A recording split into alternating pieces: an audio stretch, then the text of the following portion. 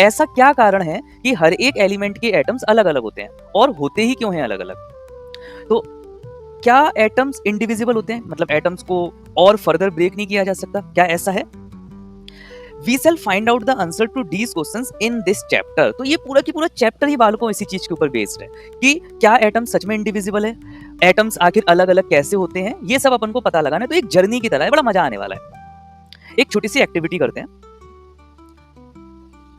हमने अपने बालों को, हमारे बाल लेट से ड्राई हैं और उसमें हमने कॉम्ब किया, ओके, कुछ इस तरह से। अब कॉम्ब करने के बाद हमने देखा कि जो स्मॉल पीस ऑफ पेपर है वो इस कंघे से, इस कॉम्ब से अट्रैक्ट होने लग गया। ठीक है सर जी, समझ में आ रही है बात? तो rub a glass rod with a silk cloth and bring the rod near an inflated balloon. Glass rod attract the balloon, इसको भी समझ लेते हैं। हमारे पास एक ग्लास रॉड थी और एक सिल्क का कपड़ा था। हमने इसको सिल्क के कपड़े के ऊपर रब किया। रब करने के बाद हमने इस रॉड को रखा और इसके पास एक बलून लेकर आए, ओके। तो ये जो बलून है ये अट्रैक्ट होने लगता है इस रॉड की तरफ, okay.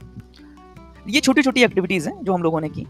From these activities can be conclude that on rubbing two object together they become electrically charged. बिल्कुल, कॉम्ब के ऊपर एक चार्ज आ गया तभी तो उसने स्मॉल पार्टिकल्स को अट्रैक्ट किया। बलून के ऊपर चार्ज आ गया तभी तो वो रॉड की तरफ अट्रैक्ट हो रहा है, राइट। तो रब करने से ऑब्जेक्ट इलेक्ट्रिकली चार्ज हो रहे हैं। ये एक नॉर्मल एक्टिविटी है जो हम लोगों ने देखी। We know that an electrically charged object can attract an uncharged object, ठीक है। Where does this charge come from? अब सवाल ये आता है कि चार्ज तो आ गया, पर ये चार्ज आखिर आया कैसे? With in the atoms present in the comb and the glass rod. तो ग्लास रॉड भी एटम के मिलने से बनी है, ठीक है सर जी, बात समझ में आ गई। जो हमारे पास कॉम्ब था वो भी एटम के मिलने से बना है, ठीक बात है सर। तो उसके अंदर भी तो चार्ज है बालकों। तो ये जो चार्ज उसके अंदर आया, तो उसके अंदर जो एटम्स था और उस एटम के अंदर जो चार्ज था, वहां से ये चार्ज डेवलप हुआ है। लेकिन सर एटम तो इंडिविजिबल होता है, तो एटम के अंदर कैसे चार्ज आ सकता है, इस बात को समझना है।